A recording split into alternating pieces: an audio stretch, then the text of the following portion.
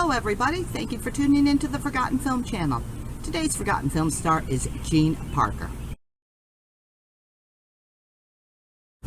Jean Parker was born as Lois May Green on August 11th, 1915 in Montana. She was one of 18 children, and her parents just couldn't take care of a group of kids that big. At the age of 10, she was adopted by the Spickard family of Pasadena, California. She wanted to be an artist, and when she was 17, she had a poster that won a contest. Her picture was published in the local newspaper, and it was seen by an MGM executive who signed her to a contract. She made her film debut in 1932. In 1936, she married George MacDonald. They were divorced in 1940. In 1941, she married Doug Dawson. They were divorced in 1943. She was a pretty popular actress during the Second World War, and she did a tour with the USO.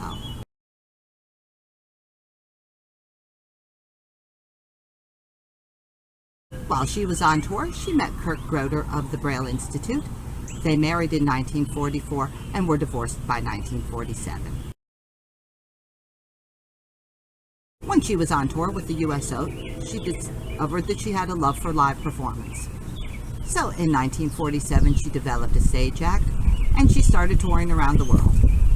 In 1950, she was in Australia, where she was evicted from Bondi Beach for wearing a bathing suit that was too skimpy. It was like a huge publicity stunt. In 1951, she married Robert Lowry. In 1952, they had a son, and in 1957, he filed for divorce, which was never finalized. Robert Lowry died in 1972, still married to Jean Parker. In 1965, she retired. She worked briefly as an acting coach, but in 1970, she had exited the public eye and was known as a recluse. In 1998, she moved into the motion picture and television actor's country house, where she stayed until her death on June the 30th, 2005, at the age of 90 years old of a stroke.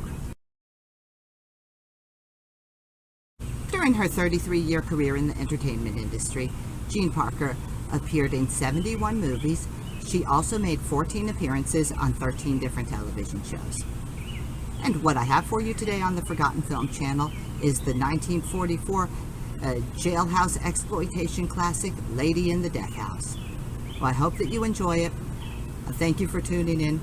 Have a great today and an even better tomorrow.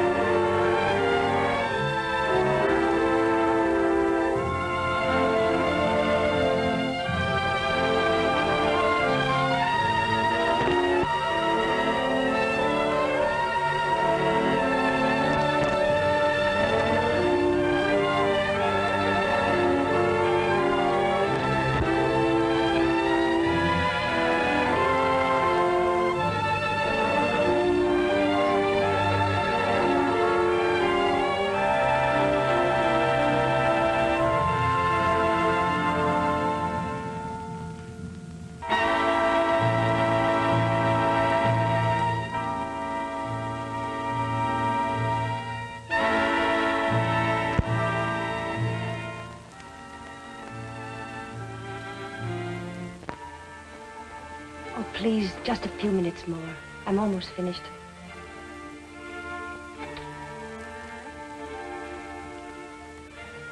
Will you please give this letter to the warden?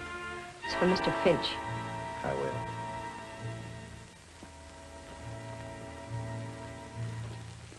The last mile. The last long walk to the death chamber and eternity. An eye for an eye, a life for a life. It is so written. The state which cannot give life demands a right to take life. Mary Kirk walked those 39 steps unafraid, leaving behind a letter, a document of courage. In 1 hour, I shall be dead, killed by the hand of the man I love. I can hear the preparations for my execution. I can feel the expectant hush through the cold walls.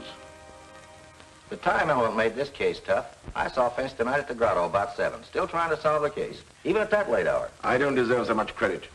Dr. Bradford's the one you boys should feature. Well, give us a story. That's why we're here. Sorry, Finch. Well, this is the key that unlocked the Mary Kirk murder case. It belongs in here until it becomes Exhibit A. Something to remind me that you're never licked until you give up. I remember that case, Finch. A pistol packing mama. Was she tough? That ace of spades was the killer's calling card in the Macomber murder. Boy, was she torrid. I thought you were falling for her, Finch. How about the little blonde who met you in the grotto tonight? Suzy, you're a wolf in criminologist clothing. Mm-hmm. I'm supposed to be a psychologist. Well, boys, here's the story. Starting at the beginning. Some of you may not know that part. Well, none of us knew you were in on it until after the trial. I'll begin with the night I met Dr. Bradford. I dropped into the grotto for a drink.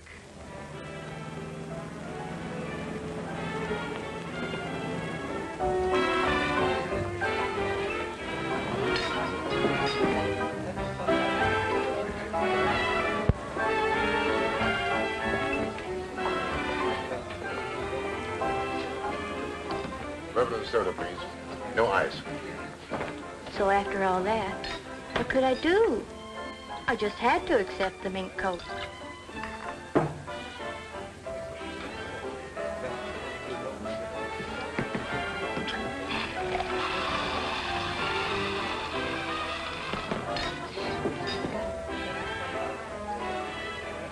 Oh, I'm sorry. That's all right. Hang on with me. You know about the bird trying to fly with one wing? Bradford's the name. Dr. Dwight Bradford.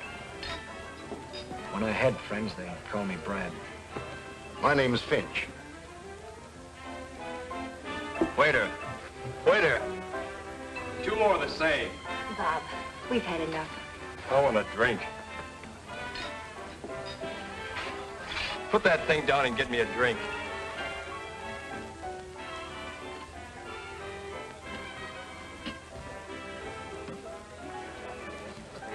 Office around here? No, I'm not a practicing physician. I'm doing some research. You're lucky. Doing something you like. Aren't you? Charles Finch, the criminologist. I've seen your picture in papers. I keep insisting that I'm a psychologist. And I say I'm a scientist, but I haven't proved it yet. That's not all. I've got another job. Have to. Scientists rarely make a living. But I don't talk about it.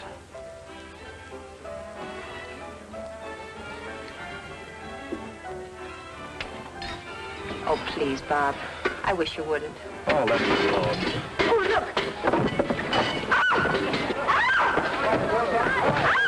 All right?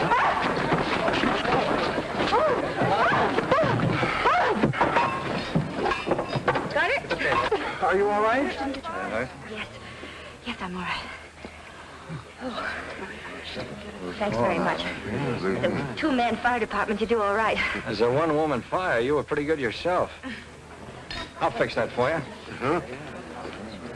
There we are. Sorry to do this to your coat, Mr. Finch. Oh, that's unnecessary. Guess you'll have to come along. That's all right. You better go back and finish your drink. Here. Excuse me. Good night. The fire department's taking me home. Oh.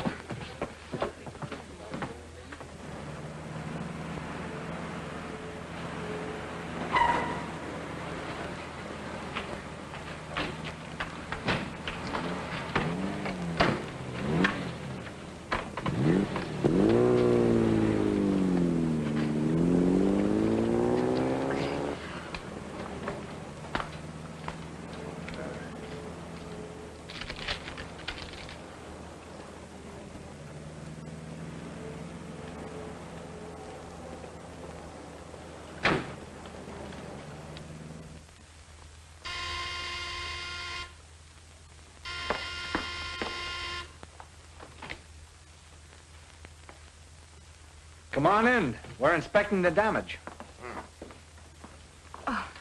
This is my sister, Suzy Kirk, Mr. Finch. How'd you do? Nothing exciting like that ever happens to me.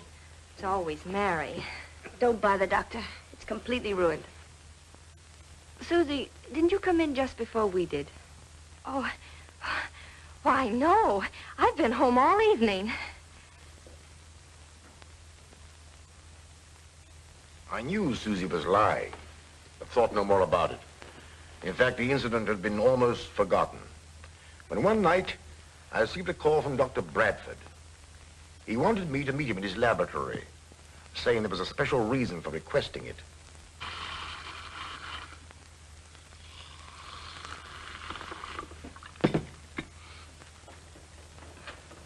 Mr. Finch, I wanted to tell you some of the things I'm doing. Bourbon and soda, isn't it? And no ice? No ice. Pardon me.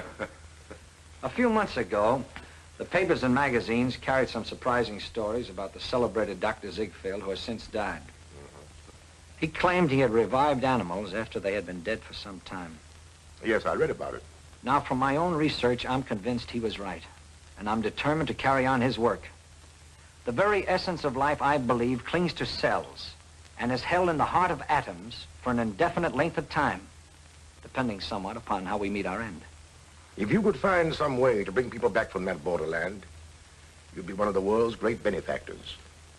Take, for instance, a case of death by drowning. Or electrocution. I told you I had a job I dislike, that I hate.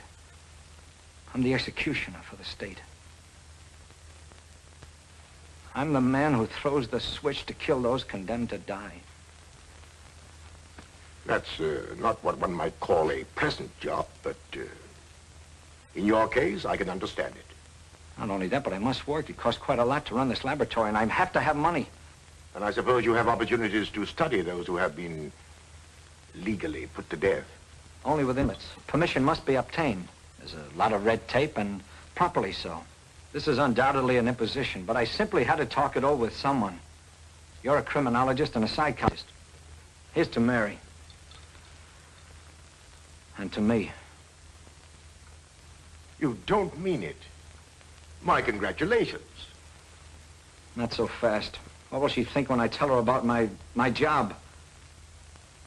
I don't believe any psychologist could answer that without knowing Mary better. Depends entirely upon her temperament. She might understand. Regard the matter with a complete objectivity. And she might loathe me. Finish your drink and come with me. I can't stand the suspense any longer. I want you to have dinner with us tonight at the grotto, if you will. Of course. Here's to luck. Good luck.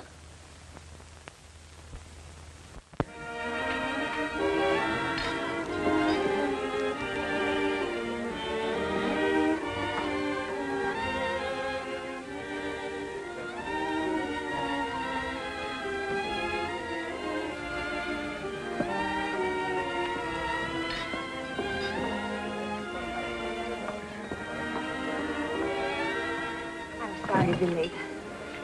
How are you, Mr. Finch? Glad to see you again. A man named Richard was telephoning Suzy, and he was so insistent that I was trying to find out where she was. Did you leave a message for her? Yes, I did. I left word where she could find me. Mary,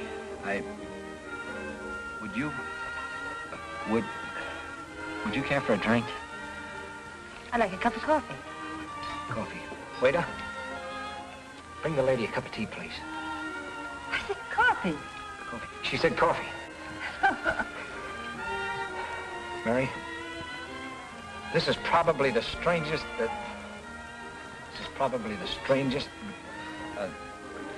Proposal? Yes, that's it. Proposal? What kind of proposal? Why,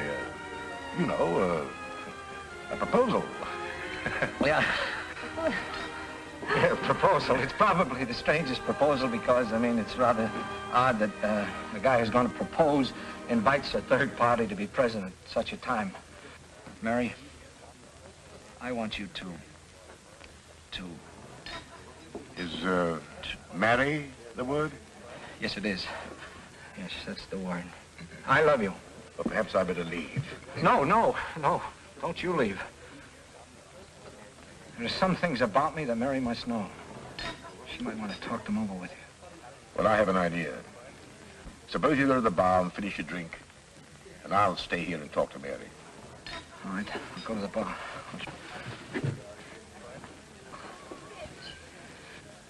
Give me a high rye ball. We're all out of high rye balls. How about a German with ginger ale? German, then. German. If you could look upon Dr. Bradford merely as an instrument of the law. Oh, but surely he could get another job. If he loves me. He does love you. And we might get him another job, as you suggest. In fact, I already have an idea that might work out.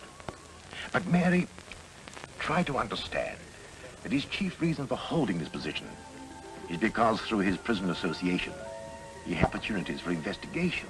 Oh, but I couldn't, Finch. I simply couldn't. Look, he'd be leaving me at night, and I'd wait, watching the clock, knowing that when the hour came, Brad would... Oh, I couldn't.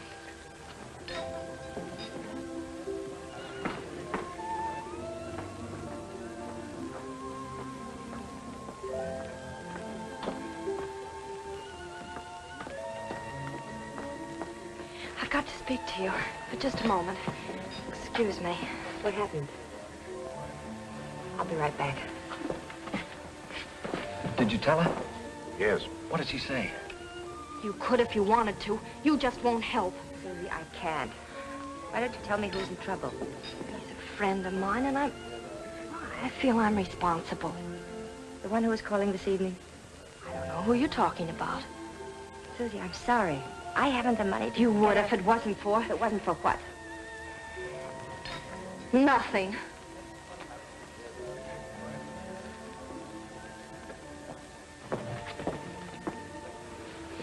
Your sister seems upset. Can I be of any assistance? No, thanks.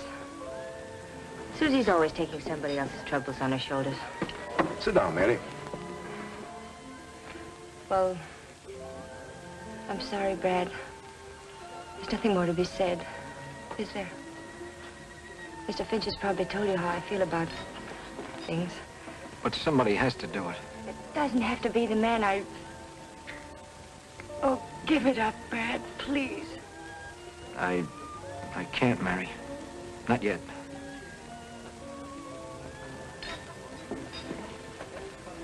Take me home, Brad.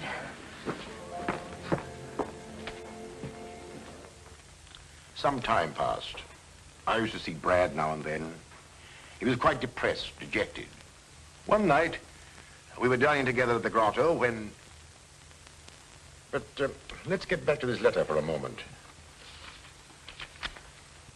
In a few minutes, I must answer with my life, because out of my father's past, a specter has come back to haunt me, to provide a motive for murder.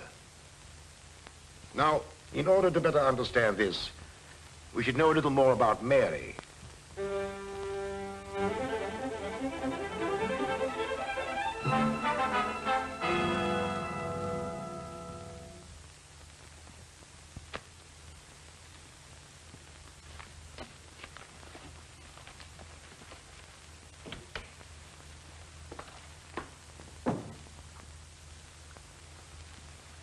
Yes, all right. Oh, Miss Kirk? Mr. Gregory, I've got to find some filing space. And these papers are very old. Can't we destroy them or store them someplace?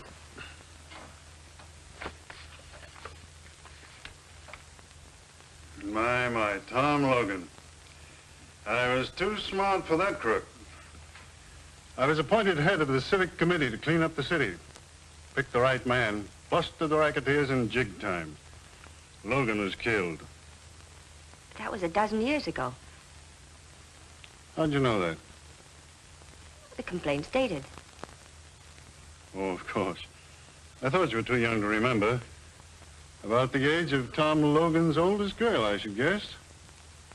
And there was a younger one. Mother died when she was born.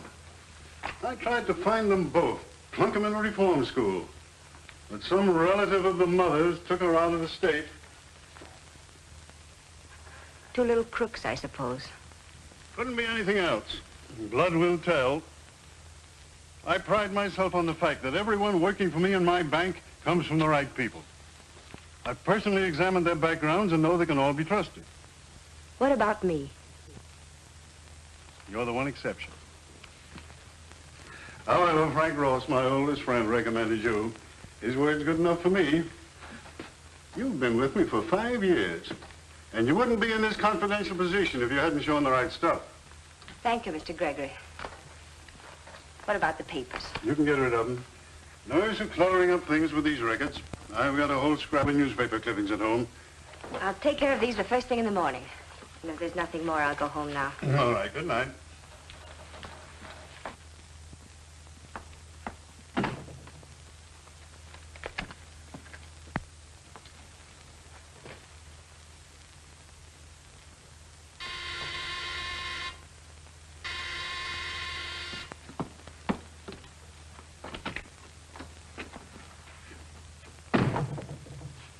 I told you never to come here again. I don't want Suzy to know. Now, slow down. I got good news for you. I'm leaving town. I'm taking up a little collection from some of my friends and thought maybe you'd like to contribute. I haven't got much. You've taken almost I helped everything. Tom Logan plenty when the going was rough. And that's something you wouldn't want me to tell Mr. Gregory. But think it over. Be worth a lot to you, wouldn't it, if you never saw me again?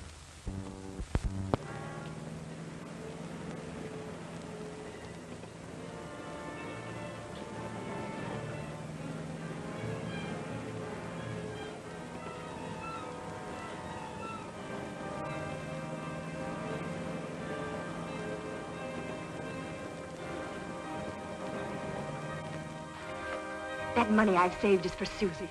Her education. She's going to college this fall. Suzy can go to work. I've got to have 500 more, and then I'll never come back. You can tell Mr. Gregory if you want. Everything!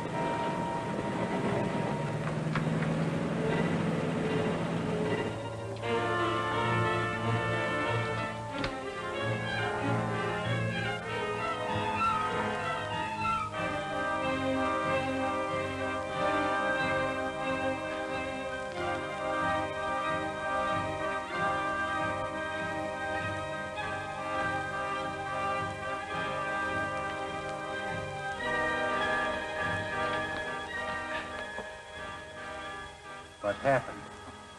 Mary, why did you...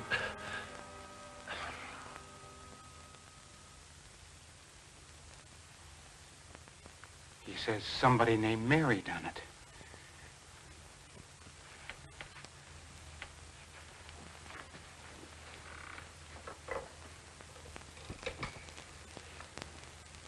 Get me the police, quick. I may have some news for you. Good news. It'll take a little time, but...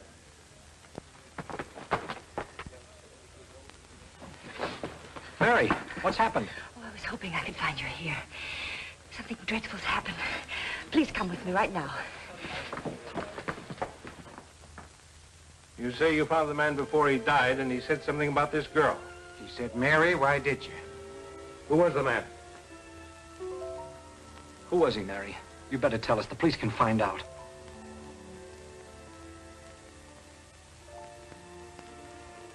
Oh, Brad.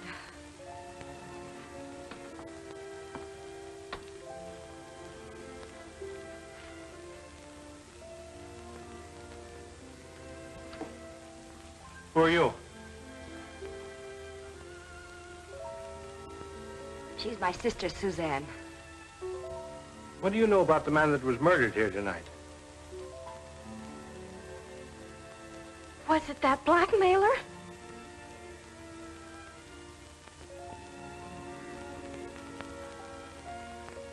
His name was Willis Millen.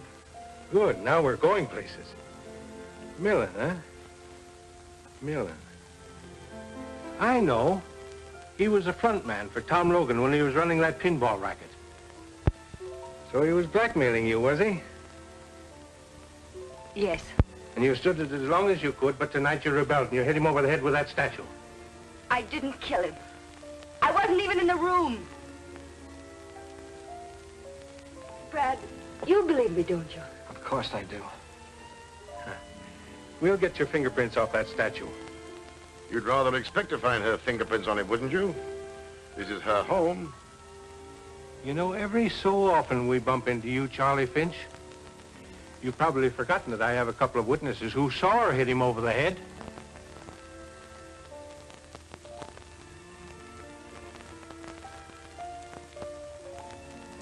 I'm afraid I'll have to ask you to come to headquarters, Miss Kirk.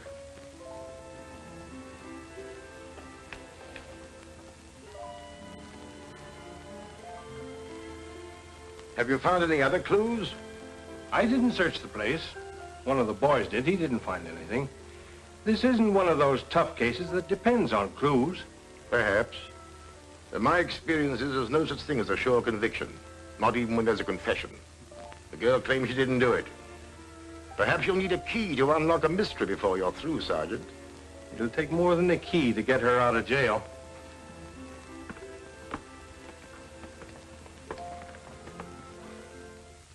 I had a key, all right, but a key without a door to unlock. It wasn't difficult to find out where Millen lived, but the key didn't fit his lock. Then I questioned Suzy regarding her boyfriends, and she was reticent. She was more than that, she was cagey. Sometimes I thought she didn't care what happened to Mary. Then one day, I discovered the thumbprint on the key, which matched exactly with one I had found on the statue. There were plenty of Mary's prints there, so they disregarded the only important one.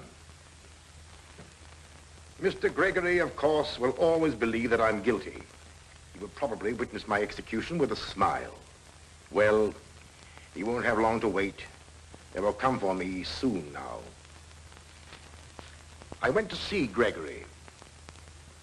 Your interest in this case, Mr. Finch, is, in my opinion, entirely unwarranted. The shame and humiliation this has brought upon me is almost unbearable. I can't hold my head up again.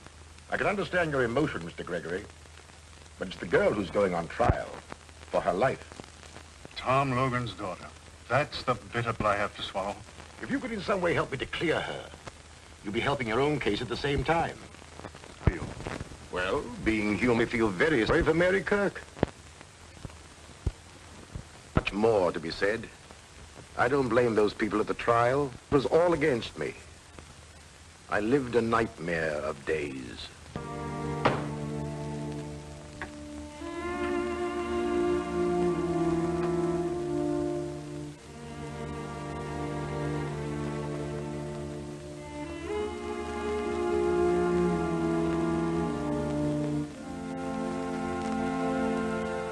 I first met Mr. Millen one night when my sister was out.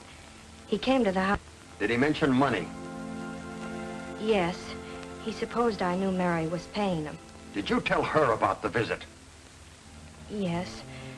But I never mentioned I knew about the money. Robbery couldn't have been the motive. We found a large roll of bills in his pocket. If I'd known she was using an alias, that she was Tom Logan's daughter... Objection. Objection sustained. I can say what I think. Not in this court.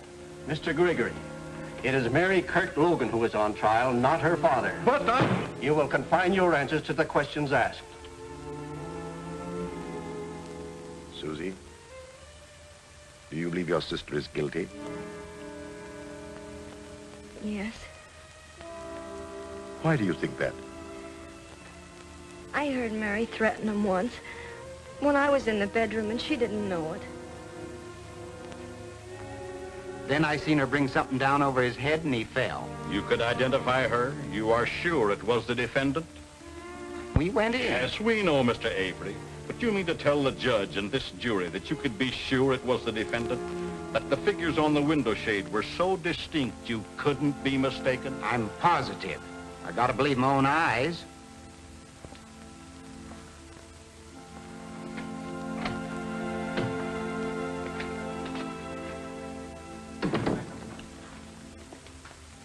only one thing to do. Put Mary on the stand. Perhaps her sincerity will convince some of them. When I came out of the bedroom, I saw no one. He was lying there. I wanted to get help.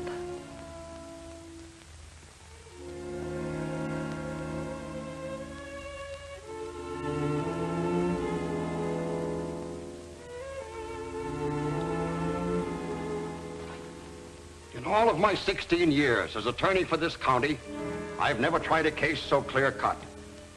Everything is there. The alias under which the defendant was known, the blackmailer from out of her past, the growing desperation, the final demand, and the killing.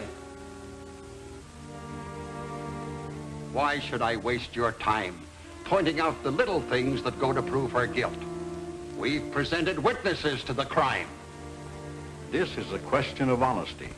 Human beings can be mistaken. 2 witnesses have sworn they identified the defendant.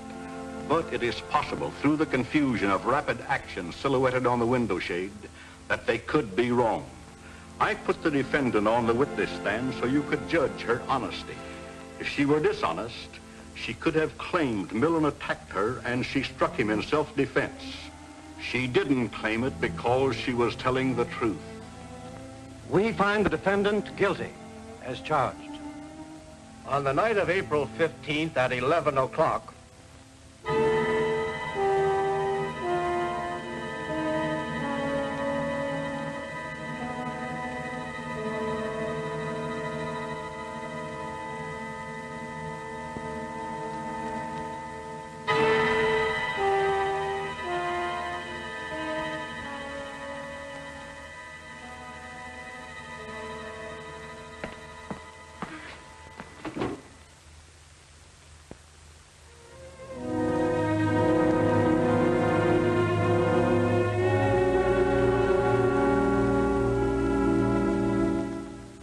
I don't suppose up to that moment that the thought occurred to either Mary or Brad that the fates were so conspired as to make him the executioner of the girl he loved. Yet fantastic, inhuman, call it what you will. Each read the thought in the other's eyes. Bradford could have refused. That is true. However, he didn't. Perhaps he hoped to bring her back to life after she'd been declared legally dead. Up to this point, there was nothing unusual as murder cases go. But a strange psychological change was taking place, as you will see. Except for Brad and me, I don't suppose there was a single person who believed her innocent. Neither did the boys who've been covering murders for years. Now, if you'd been in my place and believed her innocent, what would you have done? Gone after Suzy. That's exactly what I did. Suzy was an interesting psychological study. Although emotionally unstable, she was not vicious. Now, mind you, when I say Suzy lied, she did. But she was convinced that Mary was guilty. Why shouldn't she protect her boyfriends? They were innocent. However, there was one who wasn't innocent. But someone Suzy, by no stretch of the imagination, could connect with the crime. And like many adolescents, her defense mechanism made her evasive. I know you're anxious to help your sister. Of course, but how can I help her? Someone might have killed Millen while she was in the bedroom. I suppose they could. But Mary said she didn't see or hear anyone. Someone who got in the back door, through the kitchen. One of your boyfriends, perhaps. Mr. Finch. If you'll forget your indignation, perhaps I can save your sister from the electric chair. What do you want to know? To start with, the first night I met you, the night that Dr. Bradford and I brought your sister home, I saw you get out of a coupe in front of your house. You told your sister you'd been home all evening. I was home, no matter what you think. I just went out when I heard someone honk. Who was the man? I don't remember. Let's see. Who was it? Oh, yes. Bill Ellsworth. That's who it was. Where can I find him? Oh, I haven't the remotest idea. He's a boy I met at a dance. You might give me the name of all the other boys you know that you go out with. All of them? I hope you've got plenty of paper. Well, I could believe there'd be a long list. Oh, Mr. Finch.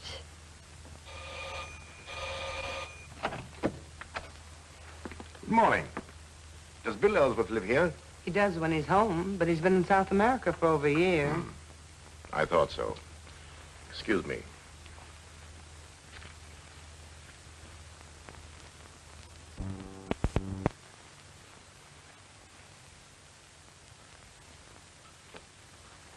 There wasn't a clue in the whole list. A lot of youngsters, most of them, many of them like Ellsworth, not even in the country. And I had caught Suzy in another lie. Well, what about Millen's friends? Millen was always a cheap grafter, a coward. I tried through his friends to get a clue, but even the underworld despised him. Well, he was no friend of Tom Logan's. And while we're on this subject, Gregory was out to make a name for himself. That's why he went after Logan and his pinball machine. To hear Gregory tell it, you'd think Mary's father was a gangster. He was running a legitimate business. To the city council banned the games. That was my chief reason for investigating Millen's friends. I hoped I might be able to hang something on Gregory. Well, as you know, there was an appeal. Motion for a new trial was denied. But anything to gain time. However, we lost. Once more, I went to see Mary.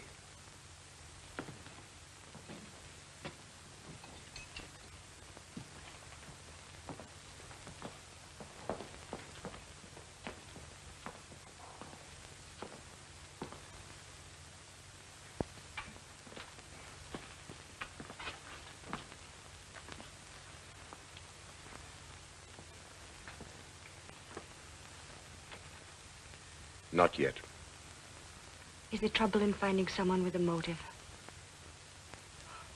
Do you remember the night you came out of the grotto to meet Brad and me, and you were late? You said some man had been telephoning Suzy. Do you recall his name? No, I don't. It was a first name. I never heard Suzy mention him before. But try. Try what it was. What did he say? Well, he didn't say much. He was excited and said, tell her... Yes? I can't remember. Perhaps this will help. When Suzy came into the grotto, what did she say? Did she use his name? No, all she said was that she had to have some money. And I tried to find out what it was for, but she wouldn't say. She wanted me to lend it to her. How much did she want? $1,000. Hmm. You and Brad were there at the time. I didn't feel I could pursue the subject. I just told her I couldn't let her have it. Someone, a man Suzy knew, had to have $1,000. Maybe she'll remember that. I'll come again, Mary. Call me tonight, will you? Anything new from Finch? No. But He's still at it. And he's the best man in the country. it's good to have a friend like him. I wish I could help as much. If I could only do something. You've done everything anybody could. You know I love you, Mary. And you believe me, don't you? I do.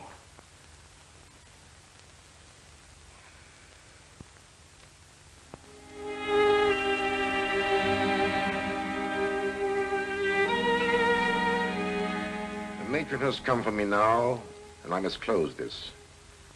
But I want to tell you something it will be difficult for you to believe. Incredible as it may seem, as the hour of our execution approached, Mary became resigned to the fact that Brad was the executioner for the state. To quote her, "I wanted to be Brad. I know now how the women of our western plains must have felt when facing death at the hands of savages." By a process of reasoning, she became to regard Brad, the executioner, as but one small cog in the machinery of the law by which he was doomed to die. The jurors that voted for conviction and the judge who passed sentence were far more responsible, in her opinion.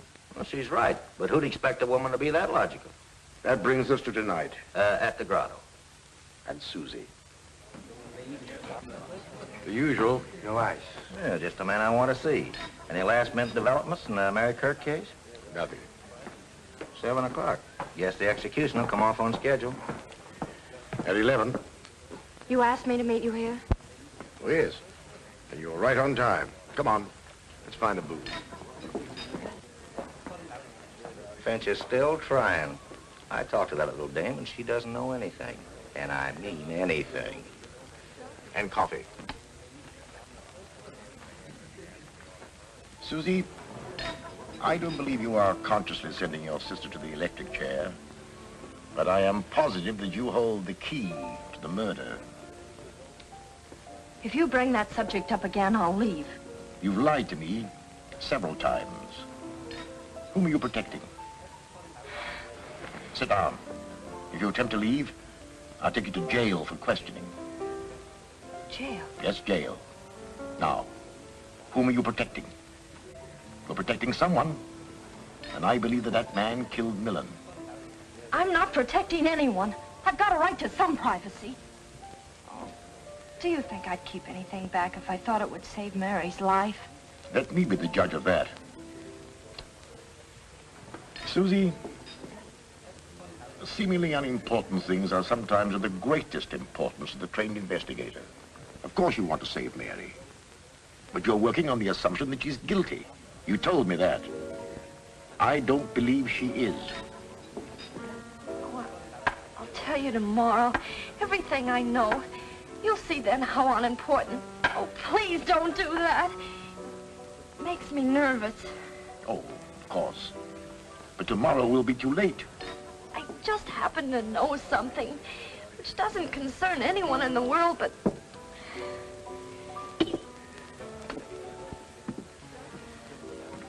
But whom? Someone you wouldn't know. It has nothing to do with me or you or Mary or anyone else. You better put that car key back in your pocket before you forget it. How'd you know it's a car key? It would just as well be a house key. Oh, I don't know.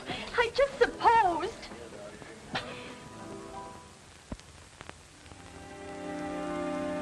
No message for me? No, sir. Mr. Finch hasn't telephoned. Not since early this afternoon. It was nice of him to give me hope. Nothing from no doctor. She didn't ask for someone else to take my place? No, sir.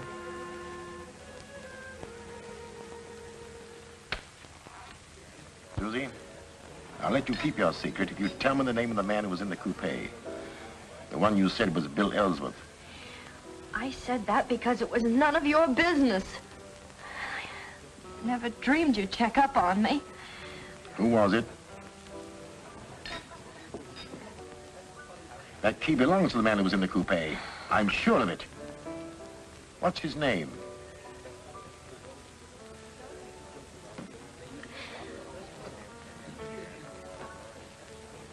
Ah, I remember his name. You tried to borrow money from your sister for him. His name is Richard. Oh. You wouldn't tell me because you were afraid he might involve you in some personal scandal.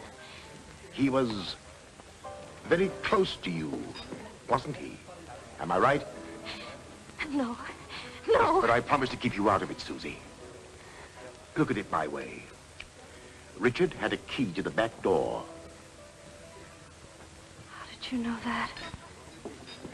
I didn't. You've just told me. Oh. Needing money desperately, he got into the kitchen. He saw the roll of bills that Millen had, and... He couldn't possibly have done it. I'm convinced that he did. Otherwise, how could his car key have been on your floor? Oh, how horrible. But it's too late. He's leaving town tonight. Alone? Or with somebody else? Oh, he wouldn't do that. Don't be too sure. Do you think we can find him, Suzy? We can't. It's too late, I tell you. We can't. Come on. Let's try. Here's where he keeps his car. Is he getting away in it? Yes, that's what he said.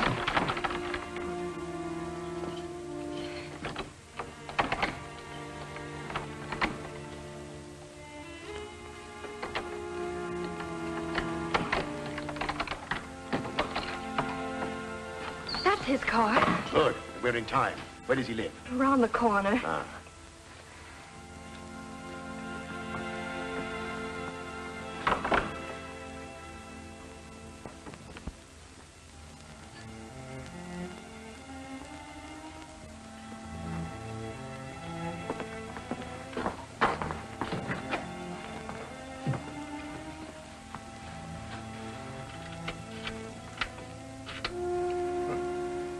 key fits all right. Now there's nothing to do but wait. And pray. Pray that he comes in time.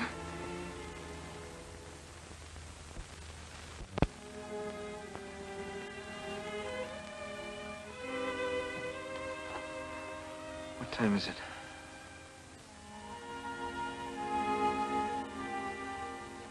You've got half an hour. Half an hour.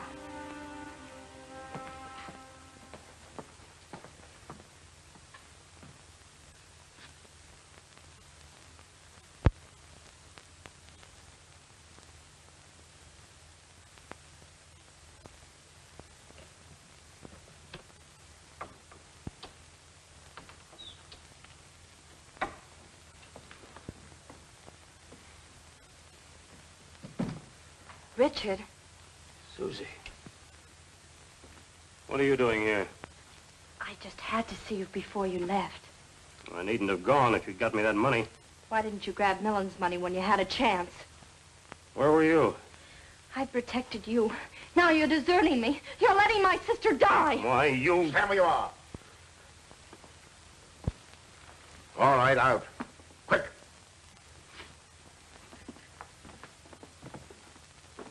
Snell's proved to be a coward at heart.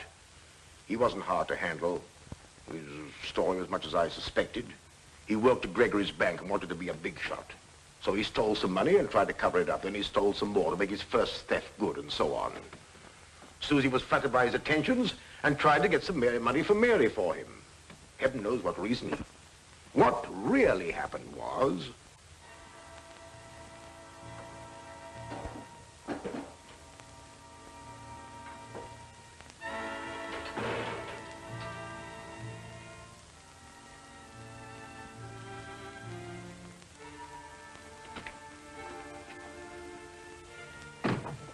I told you never to come here again. I don't want Suzy to know. Now, slow down. I got good news for you. I'm leaving town. I'm taking up a little collection from some of my friends and thought maybe you'd like to contribute. You've taken I almost helped Tom Logan plenty when the going was tough. And that's something you wouldn't want me to tell Mr. Gregory. That money I've saved is for Suzy. Her education. She's going to college this fall. Suzy can go to work. I've got to have 500 more, and then I'll never come back. You can tell Mr. Gregory if you want to.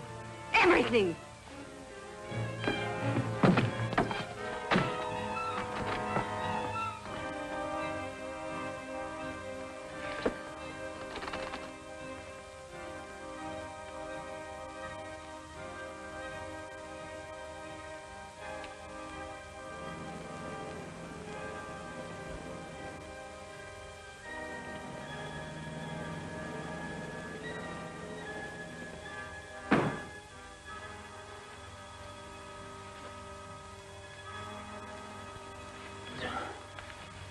Mr. Millen?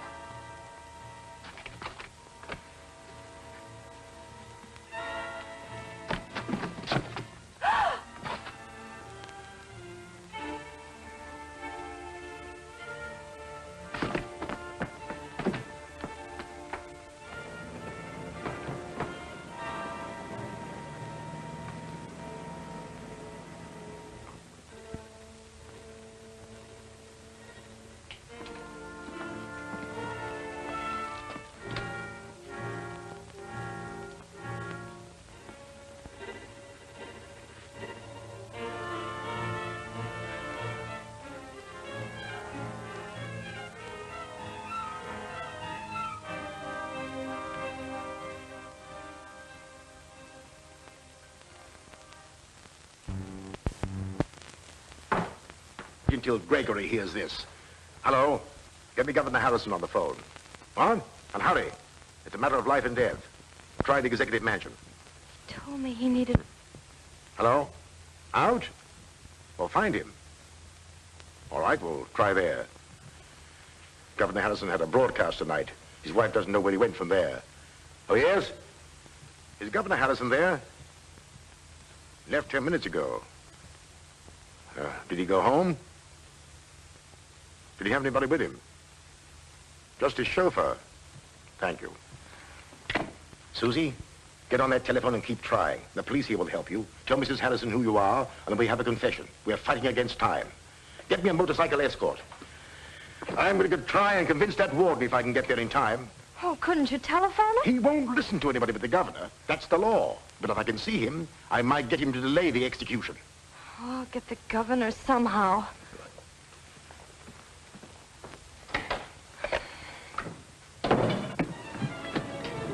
State prison.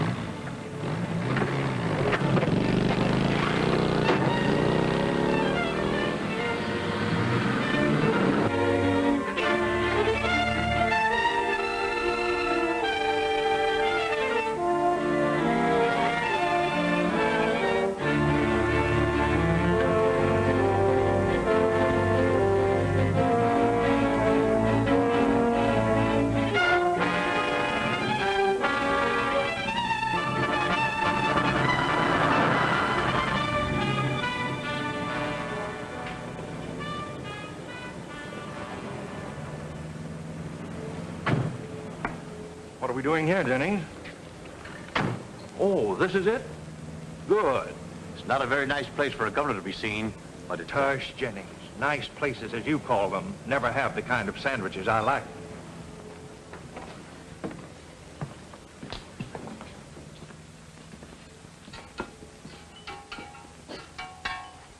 What can I do for you fellas? Oh, excuse me. I just listened to you on the radio, Governor Harrison. It sure was a swell speech. Thank you. Now, could you make us a couple of Denver sandwiches? Smothered in onion. I'll make you the best ones you ever eat.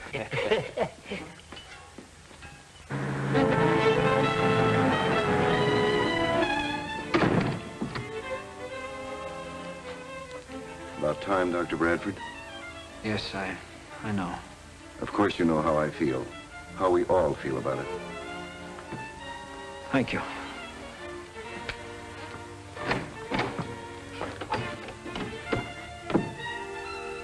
There's always the millionth chance the governor will intervene. I'll be right by the telephone, sir.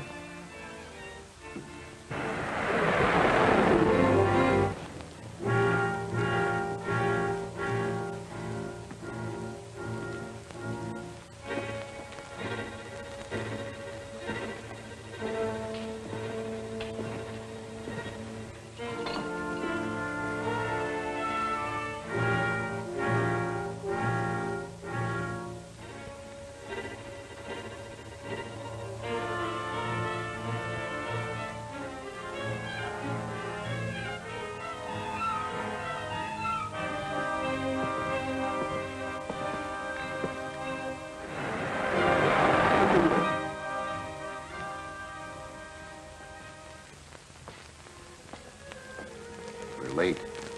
Get on with it, Doctor. Come. No one wants to see that girl die. But the law says she must. No word from Finch? No. And none from the governor. She's innocent, Warden. You know she is.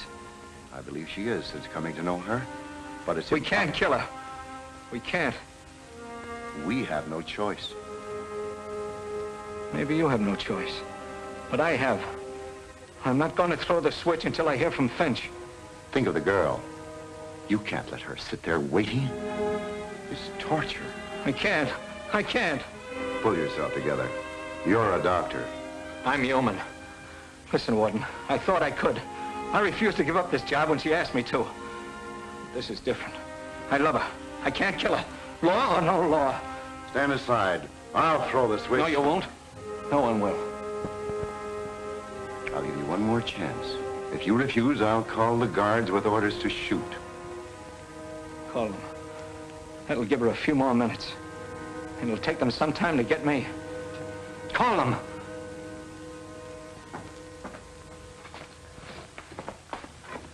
Listen to me and you'll have the scoop of the year. We've got Snell's confession. My sister's innocent. Help me. Please, please. I'll give you one last chance. Come on.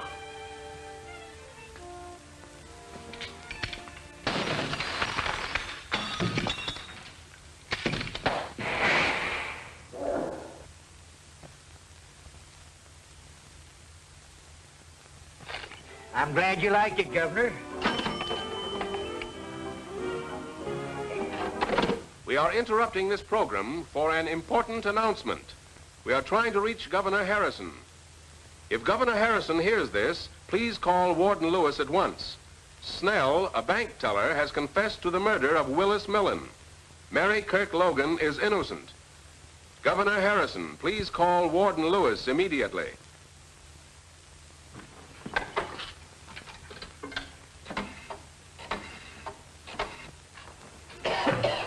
Just keep him here until I come out. Yes? Yes, sir. It's the governor. Stop, Warden! The governor has stayed the execution. A bank fellow by the name of Snell has confessed. The governor hasn't all the facts, but is satisfied it's so. Thank heaven Dr. Bradford saved her. Is the governor on the wire? Yes. Release her. Pull yourself together, Brad. And bring Mary to me as soon as you have her released. The warden gave me this when I was leaving. That letter'd be worth a nice piece of change to my papers. Sorry, Max. It doesn't belong to me.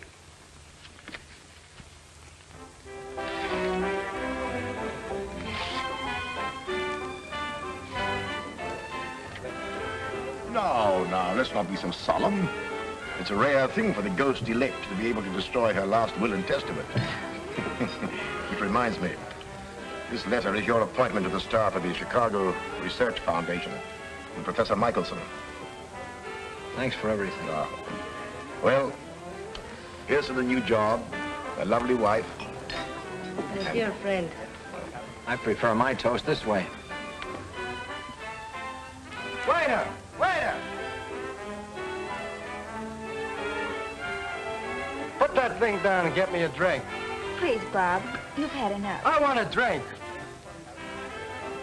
Darling, I think we'd better leave. This is where we came in. You coming? No, I think I'll stay. I still have my overcoat, and you never can tell.